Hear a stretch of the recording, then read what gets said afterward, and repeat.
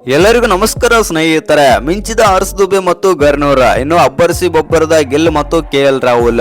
ಇನ್ನು ಮೊದಲನೇ ಏಕದಿನ ಪಂದ್ಯದಲ್ಲಿ ಭಾರತ ತಂಡಕ್ಕೆ ಸುಲಭ ತುತ್ತಾದ ಅಫ್ಘಾನಿಸ್ತಾನ. ಇನ್ನು ಭಾರತ ಮತ್ತು ಅಫ್ಘಾನಿಸ್ತಾನ ನಡುವಿನ ಮೊದಲನೇ ODI ಪಂದ್ಯದ ಹೈಲೈಟ್ಸ್ ಆದರೆ ತಿಳ್ಕೊಂಬರೋಣ ಬನ್ನಿ. ಅದಕ್ಕಿಂತ ಮುಂಚೆ ನೀವೇನಾದರೂ ಚಾನಲ್ಗೆ ಸಬ್ಸ್ಕ್ರೈಬ್ ಮಾಡ್ಕೊಳ್ಳೋದು ಹಾಗೆ ನೋಡ್ತೀರಿ, ಸಬ್ಸ್ಕ್ರೈಬ್ ಮಾಡ್ಕೊಂಡು ಬೆಲ್ ಐಕನ್ ಅನ್ನು ಆಲ್ ಇಟ್ಕೊಳ್ಳಿ.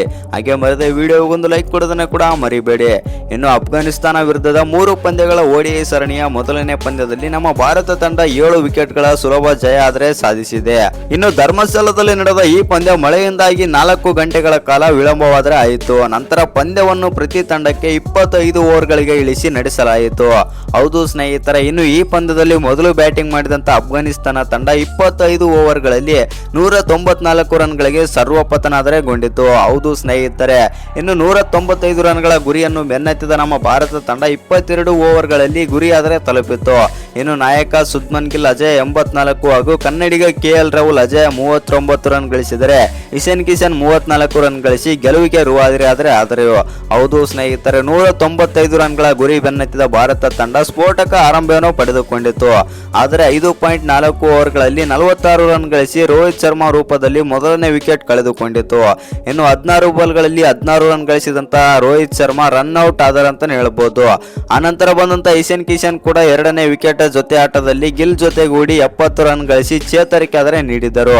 ಆದರೆ ಇಶಾನ್ ಕಿಶನ್ ಕೇವಲ 22 ಬಾಲ್ಗಳಲ್ಲಿ 3 ಬೌಂಡರಿ ಮತ್ತು 1 ಸಿಕ್ಸರ್ಗಳ ಸಹಿತ 34 ರನ್ ಗಳಿಸಿ ರಾಶಿದ್ ಖಾನ್ ಬೌಲಿಂಗ್ ನಲ್ಲಿ ಬೋಲ್ಡ್ ಆದರು. ನಂತರ ಬಂದಂತ ಉಪನಾಯಕ ಶ್ರೇಯಸ್ ಅಯ್ಯರ್ ಕೂಡ 15 ಬಾಲ್ಗಳಲ್ಲಿ 12 ರನ್ ಗಳಿಸಿ ಔಟ್ ಆದರು. ಹೌದು ಸ್ನೇಹಿತರೆ, ಆದರೆ 5ನೇ ಕ್ರಮಾಂಕದಲ್ಲಿ ಬಂದಂತ ನಮ್ಮ ಕನ್ನಡಿಗ KL ರಾಹುಲ್ ಮಾತ್ರ ನಾಯಕನ ಗಿಲ್ ಜೊತೆಗೂಡಿ 4ನೇ ವಿಕೆಟ್ಗೆ ಮುರಿಯದ 53 ರನ್ಗಳ ಜೊತೆ ಆಟ ಆಡಿದರು. ಅಬ್ಬರಿಸಿದ ರಾಹುಲ್ ಅವರು ಕೇವಲ 19 ಬಾಲ್ಗಳಲ್ಲಿ 4 4 3 ಸಿಕ್ಸರ್ಗಳ ಸಹಿತ ಅಜಯ್ 39 ರನ್ ಗಳಿಸಿ ಶುಭ್ಮನ್ ಗಿಲ್ 66 ಬಾಲ್ಗಳಲ್ಲಿ 11 4 ಮತ್ತು 2 ಸಿಕ್ಸರ್ ಸಹಿತ ಅಜಯ್ 84 ರನ್ ಗಳಿಸಿ ಗೆಲುವಿಗೆ ರೂವಾರಿ ಆದರು. ಇನ್ನು ಅಫ್ಘಾನಿಸ್ತಾನ ಪರ ರಶೀದ್ ಖಾನ್ ಹಾಗೂ ಜಿಯಾವುರ್ ರೆಹಮಾನ್ ಶರೀಫ್ ತಲಾ 1 ವಿಕೆಟ್ ಆದರೆ ಪಡೆದರು. ಒಟ್ಟಿನಲ್ಲಿ ಹೇಳ್ಬೇಕಂತಂದ್ರೆ ನಮ್ಮ ಟೀಮ್ ಇಂಡಿಯಾ ಬಂದ್ಬಿಟ್ಟು ಬೌಲಿಂಗ್ ಬ್ಯಾಟಿಂಗ್ ಎರಡರಲ್ಲೂ ಕೂಡ ಅದ್ಭುತವಾಗಿ ಆದರೆ ಪರ್ಫಾರ್ಮ್ ಮಾತ್ರ ಮಾಡಿದೆ.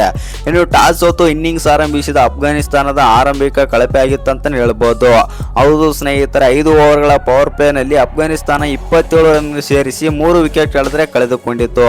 ಆದರೆ 2ನೇ ಓವರ್ ನಲ್ಲಿ ಗುರ್ನುಲ್ ಇಬ್ರಾಹಿಂ ಜದ್ರಾನ್ ವಿಕೆಟ್ ಪಡೆದರೆ 3ನೇ ಓವರ್ ನಲ್ಲಿ ಹರ್ಷದೀಪ್ ಸಿಂಗ್ ಸೈದುಲ್ಲಾ ಅಟ್ಯಾಕ್ ಮತ್ತು 5ನೇ ಓವರ್ ನಲ್ಲಿ ರಹಮತುಲ್ಲಾ ಶಾ ವಿಕೆಟ್ ಪಡೆದು ಆಘಾತಕ್ಕೀಡಾಗಿ ಮಾಡಿದ್ರ ಅಂತ ಹೇಳ್ಬೋದು ನಮ್ಮ ಬೌಲರ್ಸ್ಗಳು ಅಫ್ಘಾನಿಸ್ತಾನ ಬ್ಯಾಟರ್ಸ್ ಗಳನ್ನ.